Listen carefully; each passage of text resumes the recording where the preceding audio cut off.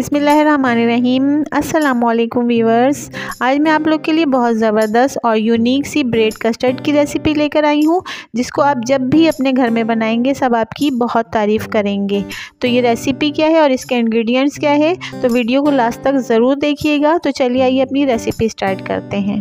तो इस यूनिक और डिलीशियस सी रेसिपी को बनाने के लिए हमें सबसे पहले बड़े साइज़ के ब्रेड स्लाइसेस ले लेने हैं और इनके ब्राउन एजेस को काट लेना है।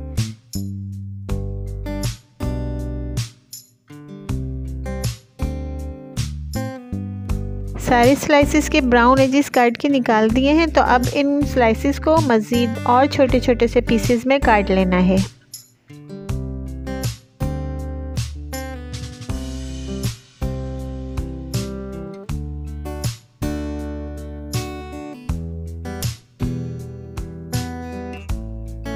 स्लाइसेस को छोटे छोटे से पीसेस में काट लिया है। तो अब इन पीसेस को एक बॉल में रख देते हैं। ब्रेड के छोटे छोटे से पीसेस करने के बाद इसको हमने एक बॉल में डाल दिया है। अब इसमें हम 1 कप दूध डाल देंगे। दूध डालने के बाद जब ये पीसेस दूध को थोड़ा सा एब्जॉर्ब कर ले तो फिर इनको फोर्क की मदद से अच्छी तरह से मैश कर लेना है।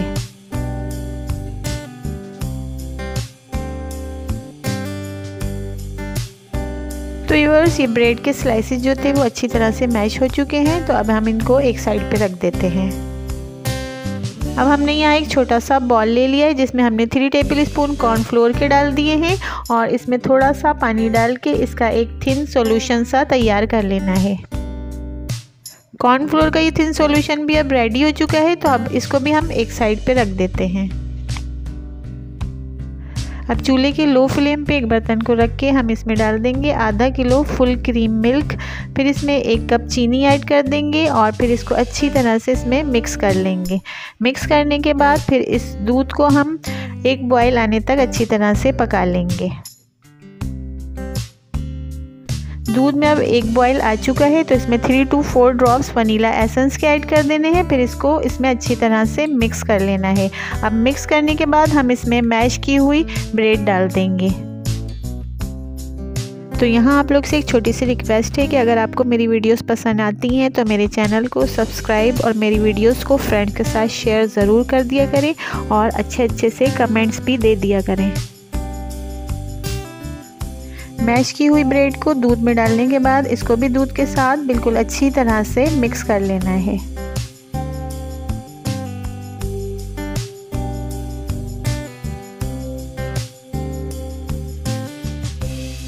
ब्रेड दूध के साथ बिल्कुल स्मूथली मिक्स हो गई है। तो अब इसमें कॉर्नफ्लोर का थिन सॉल्यूशन डाल देना है, जिसको हमने पहले ही तैयार करके रख लिया था।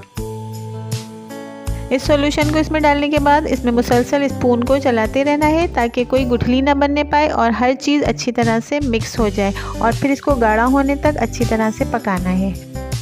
इसको पकते हुए 7 से 8 मिनट हो चुके हैं और ये अच्छी तरह से गाढ़ा हो चुका है। अब हमारा ये कस्टर्ड बिल्कुल रेडी हो चुका है।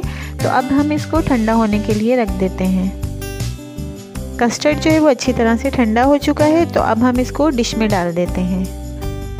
कस्टर्ड को हमने डिश आउट कर लिया है। तो अब हम इसको कटे हुए बादाम, पिस्ते और अखरोट से गार्निश कर देंगे। मैं इसको बादाम, पिस्ते और अखरोट से गार्निश कर रही हूँ। आप चाहें तो इसको अपने पसंद के फ्रूट से भी गार्निश कर सकते हैं।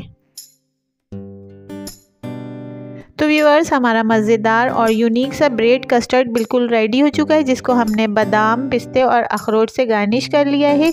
आप लोग भी इसको अपने घर पे ज़रूर ट्राई करिएगा। इंशाल्लाह आपके सब घर वाले इसको बहुत पसंद करेंगे और जो भी इसको खाएगा वो आपकी बहुत तारीफ़ करेगा।